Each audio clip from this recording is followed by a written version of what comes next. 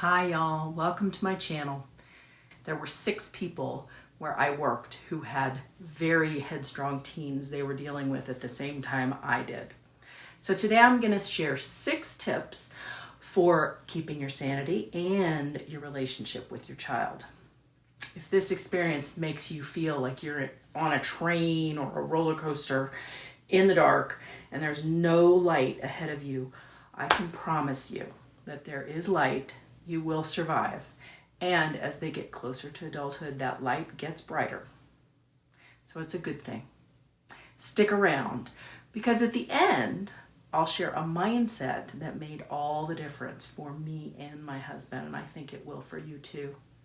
Hi, I'm Ma, and this is my channel where I talk to you about things that moms talk to you about. If you're looking for advice, support, encouragement, and suggestions for a better life, this is the place to be.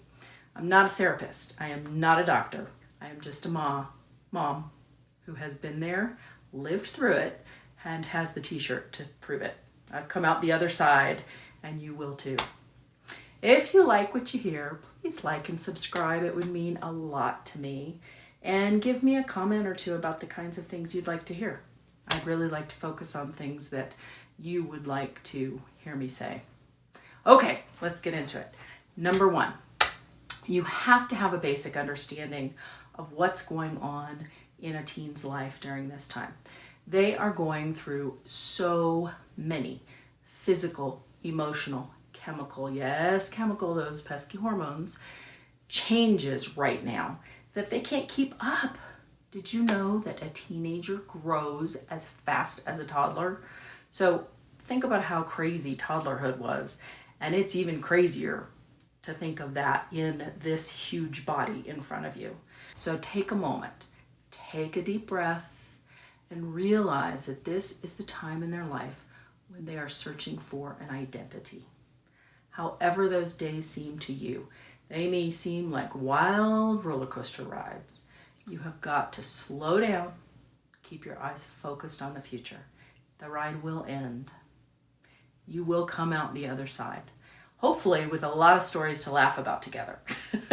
In fact, when I told my son, who's in his 20s, that I was going to record this video, he cracked up laughing and said, "Oh boy, y'all went through some stuff." He knows what he put us through.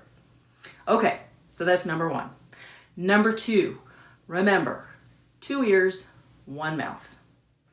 When our first instinct is to talk, that is a problem. Usually, when a child comes to us, we want to give advice. Well, most people want to give advice. We want to fix it. But if your teen is strong-willed, what they really need is for you to listen. Use your ears twice as much as your mouth. They need you to listen. Sometimes the words of wisdom that you have been giving them for the last 12 or 14 or 16 or even 18 years come back at you if you listen closely enough. So try to reserve your judgment. For example, let's say they have a friendship that you just really don't approve of. Try to be open and listen to what exactly your child is attracted to in this person. Repetitively telling them what's wrong with this person is going to create something called psychological reactance. And psychological reactance is when our brains perceive a threat to our freedom. And what are teens seeking? Freedom. This is their first step towards their own freedom. So give them time. Many times your teen is eventually going to figure out that friendship is not really good for them. Perhaps you can talk about other people just in a positive light, not comparing any way to this person that your child is friends with, but just make them think about it. Remember, the more you pull, the more they're going to pull. So foster good communication. Listen a lot. Let them know that you trust their judgment, and they will often rise to the occasion. Okay, number 3. Find time to be together either in silence or in routines that have been part of your relationship long term. For example, even when my children were doing all kinds of activities, we had family dinner at least once a night. Another thing, when my son was going through a difficult time when he was younger, we happened to move closer to his school. And he was seeing a counselor at the time, and the counselor suggested that he write me a note. Guess what he wrote in that note? He said, "I miss our times in the car together on the way to school," because that was the time when he would share things. He knew I was listening, but he also knew that the judgment that he felt was less because we were both facing forward next to each other. Drive time is a safe space for many teens who are learning how to drive, or even not yet, but you're driving with them. So if you can go take a drive with them, that's another time that you can spend with them. If you're not in a place where you drive, take a walk. You're next to each other. You don't stop and look at each other, and it's less threatening to them. Maybe your dog needs more time out. Take the dog for a walk with your teen. So have something that you do regularly together that's kind of a safe, calm time. It's like an anchor in their storm, because there is a storm going on inside that body, and they need something to help them take a breath. So be there for them. Number 4, compromise. Compromise is a huge deal at this age. So do you remember back when you had a toddler, and in order to get her to take a bath, you said, do you want the blue bubbles or the purple bubbles? Do you want to wear the duck pajamas or the Batman pajamas? Well, here we are again, except the choices are a little more high stakes. Sometimes you're going to have to give your teen choices, and sometimes you're even going to have to tell them to give you a couple choices, and you choose one that fits your desires, okay?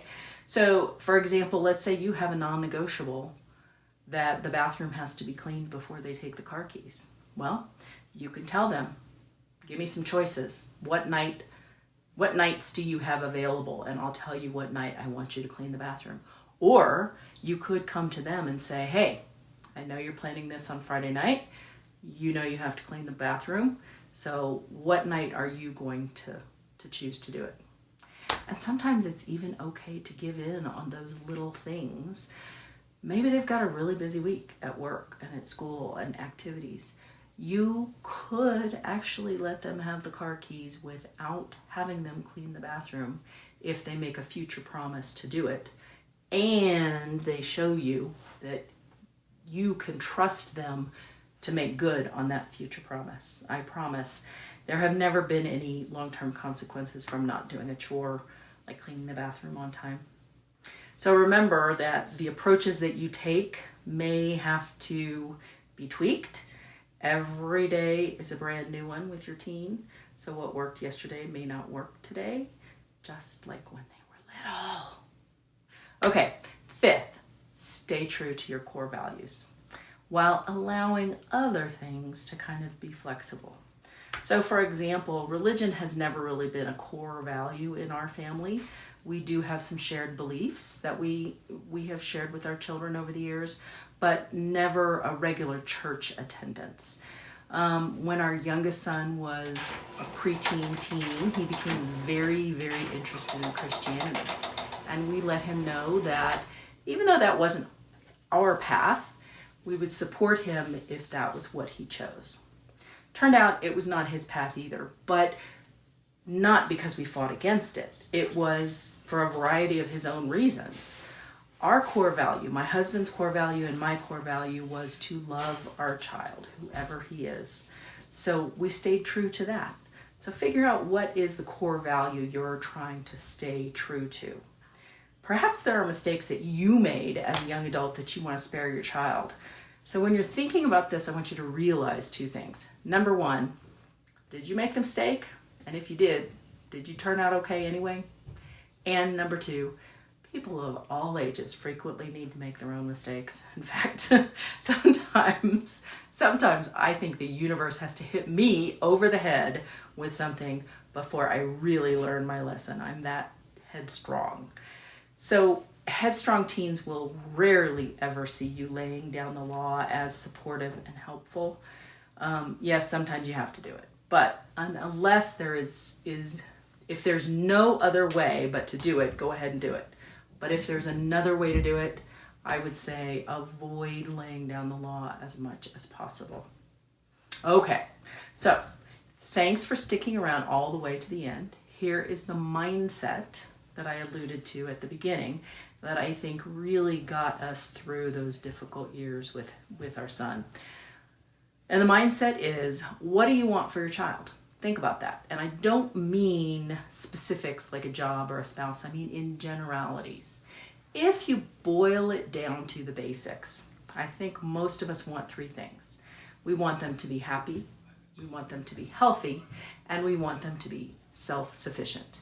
If you can have those three things as a human being, you will have a successful life. So, when you're facing another challenge with your teen, go back to these three questions. Does it affect how happy they will be in the future?